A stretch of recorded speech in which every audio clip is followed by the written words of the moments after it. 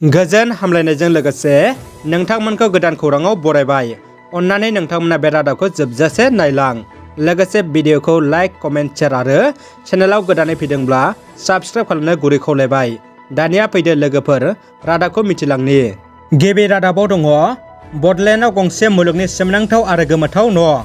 गंसे न'आवनो बुहुमनि गासै हादरनि मेपखौ आखिना समायना महर होदों। क'क्राझार जिल्लानि बुब्रुबहन बसुमतारी मुंनि सुबुङा बे गोमोथाव न'खौ लुफुंदों होनना इउटुबार प्रदीप कुमार ब्रह्मनि इउटुब ब्लग भिडिअनि गेजेरजों मिथिनो मोन्दों। बिथां न' बिगोमाया गुदि बाथौ गौथुमनि सासे गोख्रों मावथिबो होनना मिथिनो मोन्दों।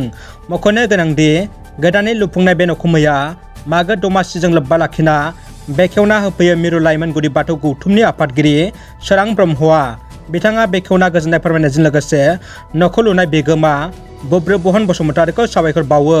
न'खौ बेखेवनाय समाव गामिनि ओनसोलनि गोबां सुबुंफोराबो लोब लोब नायनो फैयो। लोगोसे न' बेखेवनाय बुब्लियाव जानाय लोंनायनिबो खाबु होनायखौ नुनो मोन्दों। नोंथांमोना आबुं भिडिअखौ नायनोब्ला डिस्क्रिप्शनाव लिंकआव दं, नायनो हागोन। BTR MGNरेगानि BTC सोरखारनि जौगालु बिथांखि। गसाइगाव बिएड फरायसालिमानि गेलेग्रा फोथाराव BTRनि मावफुं सोद्रोमा उखिल मुसाहारिया MGNरेगा बिथांखिनि गेजेरजों हा खोनायनि अन्थाइ खाम्फा बेखेवदों।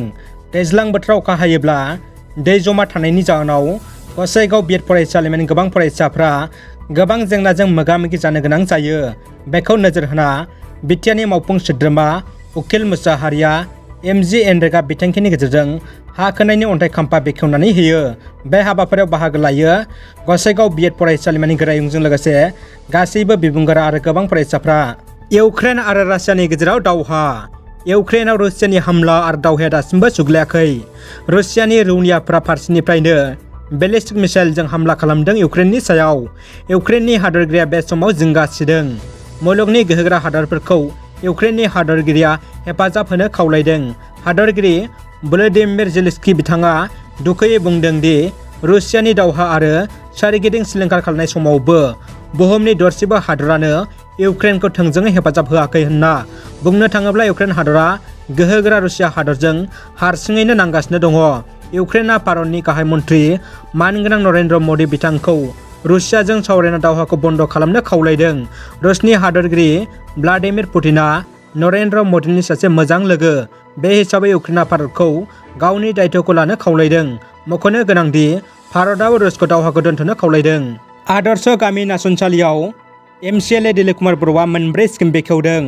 उदालगुरि जिल्लानि सिङाव थानाय उदालगुरि बिधान सभानि नासनसालि गामिया थांनाय 2018-2019 मायथाइयावनो आसाम, भारत आरो BTR सोरखारजों मडेल भिलेज सायख'जादोंमोन। मडेल भिलेज सायख'ना दोननायल' जादों, नाथाय बे गामिनि जौगां खामानिया जेबो जानायखौ नुनो मोनाखैमोन। 2022 मायथाइनि 21 फेब्रुवारि अदेबानि बिस्थिबाराव मडेल भिलेज जौगाखां स्किमनि मोनब्रै स्किम बेखेवबाय। नासनसालि मडेल भिलेजाव सोरखारनि जौगाखां स्किम मोनब्रैयै बेखेवनानै होयो कालिंदुवार BTC समस्तिनि MCLA दिलीप कुमार बर' बिथाङा। राजखान्थिनि दुंबुर खौरां। UPPL सरकारखौ BJPआसो बिखुङाव गाखो होदों। UPPL सरकारा रायजो राजा आरो BTRनि जौगालु हाबा मावनो जेबो गोहो गैया। बे गोख्रों अजदखौ गुबुन रावबो दोलोनि मावथिया होआखै। अदेबानि UPPL दोलोनि सासे गोख्रों मावथियानो होदों। UPPL दोलोनि सासे गोख्रों मावथिया UPPL दोलोखौ नागारनानै बावखुंग्रि ब्लक कंग्रेसनि आफादगिरि बिबान रुजुनबाय मानिक चन्द्र ब्रह्मआ। बिथाङा कंग्रेसआव हाबनानै UPPL दोलोखौ गोख्रों रावजों सावरायो। दानिया फैदो जोबथा खौराङाव। भारतनि मानगोनां हादरगिरि रामनाथ क'विन्दआ आसामाव सानथामनि गोनांथार हाबाफारि लानानै दावबायफैबाय। दिनै फुंनि समावनो मानगोनां हादरगिरिया गुवाहाटियाव सौफैयो। मानगोनां हादरगिरिखौ आसामनि रायजो बेंगिरि जगदीश मुखी, केबि मन्त्रि डक्टर हिमन्त बिश्व शर्मा आरो आसाम सरकारनि गोबां MLA मिनिस्टारफ्रा रायजोआरि उदाङै बरायो। रादाबा एसेनोसै लोगोफोर। रादाबखौ जोबजासे नायनायनि थाखाय गासैनिसिमबो साबायखर आरो गोजोन हामलायनाय थाबाय। जै बर' हारिनि गोजोन्थों।